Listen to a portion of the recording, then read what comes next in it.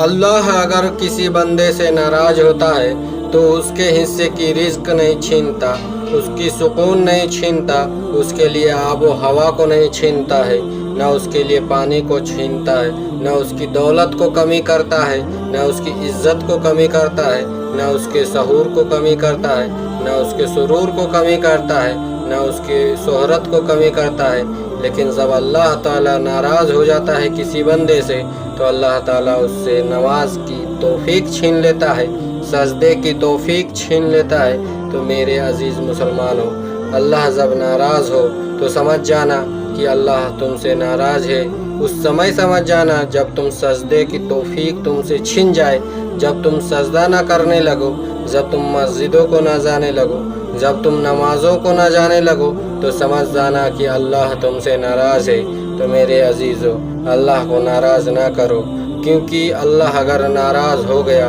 اگر تم سے سجدے کی توفیق چھن گئی، تو کل قیامت میں اللہ تعالیٰ ان کے لائنوں میں کھڑا کر دے گا جن لائنوں میں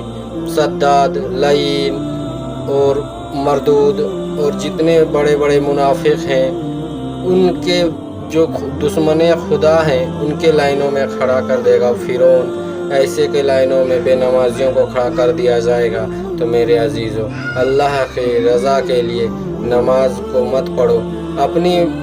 بڑائی بیان کرنے کی نماز کو نہیں پڑھو، اپنے جانوں کے اوپر ظلم نہ ہو اس ڈر سے نماز کو پڑھو، کیونکہ اللہ نے قرآن میں بہت ہی مرتبہ فرمایا ہے کہ اپنے جانوں کے اوپر ظلم نہ کرو۔ تو تم خود نماز نہ پڑھ کر اپنے جانوں کے اوپر ظلم کر رہے ہو، کیونکہ نماز پڑھنے سے اللہ کو کوئی فائدہ نہیں ہے، تمہارا ہی فائدہ ہے، کیونکہ اگر تم نماز نہیں پڑھو گے تو اللہ کو اس سے نہ کوئی نفع ہے نہ کوئی نقصان ہے، لیکن نقصان تو تمہارا خود ہوگا۔ تو میرے عزیز مسلمانوں، نماز کی طرف لوٹ آؤ، نماز کی توفیق کو اپنے سے دور نہ جانے دو، سجدے کی طرف لوٹ آؤ۔ جزاک اللہ خیر۔